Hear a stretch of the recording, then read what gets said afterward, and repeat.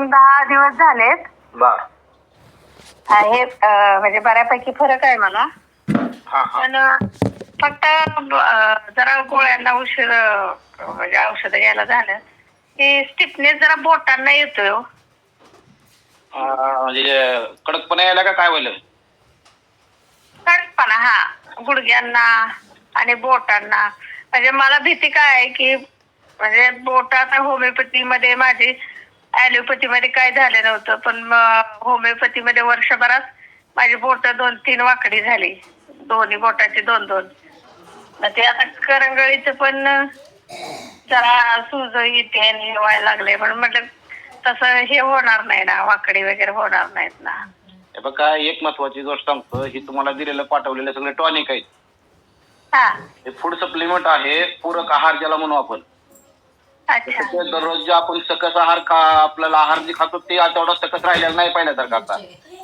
आता हो. ते त्याच्यामुळे सगळ्या गोष्टी बऱ्याच आजारात थैमान आहे. त्यामुळे आता तुम्हाला जे दिलेलं आहे सगळं जडीबुटी दिलेले आहेत, टॉनिक आहेत सगळे.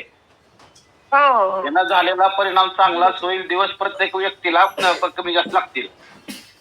हा हा हा. हा, बरं. ह्याच्या वाईट काय होणार नाही एवढी गॅरंटी तुम्हाला देतो. आणि तुमचे बाकी सगळे आजार नीट होतील. मी सांगतो तर कोर्स कमी करू नका. हो. आता तुम्हाला किती दिवसात फरक पडलाय औषधात आपल्या?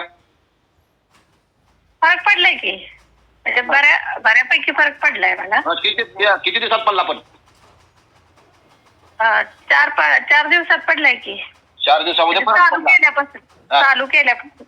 हो, ठीक आहे. चालू केल्यापासून जर 4 दिवसात तुम्हाला फरक पडला तर बाकीच्या सगळ्या गोष्टी नीट होतील तुमच्या.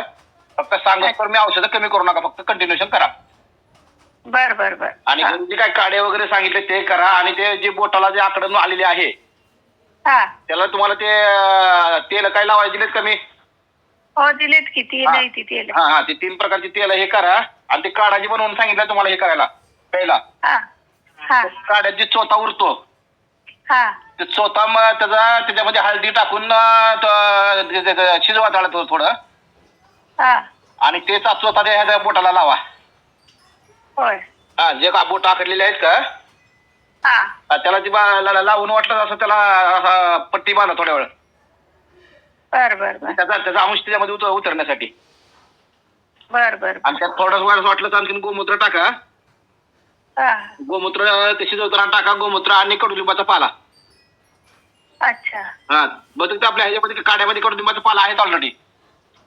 हो. त्याच्यामुळे गोवार्क मध्ये पण गोमूत्राचा वास येतोय की. थोडं त्याच्यामध्ये अर्धा ग्लास पाणी घ्यायचं.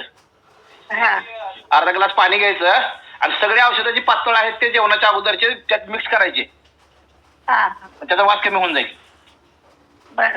हा, पाण्याचं प्रमाण थोडं वाढवायचं. कमी होऊन जाईल वास. आणि त्याचा गावरान मध जर असेल तर मध टाकून घ्या वाटलं त्यामध्ये. हो, तिथे सगळे औषध तिथे त्याच्यात काय फक्त काढा काय होत नाहीये. तुला काढा घ्या. ते काढा आवश्यक आहे. औषधासोबत आणखीन तुम्हाला रिझल्ट चांगला मिळून जाईल. बर. हा, जो काढा सांगितला तो काढा बी चालू करा. ते काय होते, लिंब आणि पारिजातकच आहे आमच्याकडं, ते जांभूळ वगैरे काय नाहीये. बरं, ठीक आहे. जे आहे त्याचा घ्या बस. हो, जे उपलब्ध आहे त्याचा घ्या बस. काय त्याचं एवढं ते करत नका. तुळशी आणि गिलोय करा. हो. तुळशी गिलोयचा 1 तुकडा आणि अद्रकीचा 1 तुकडा, 1 बोट बरा आकाराचा. आपण भाजीला जेवढा अद्रक टाकतो ना तेवढ्या हो, काड्यामध्ये चिचून टाका त्यामध्ये. बर. अद्रकीचा तुकडा आणि गुळवेलचा 1 कांडी घ्या. हा, मग बघा मिळाला तर बघा, नाहीतर अद्रक टाका फक्त, काय विषय नाही बाकीचं.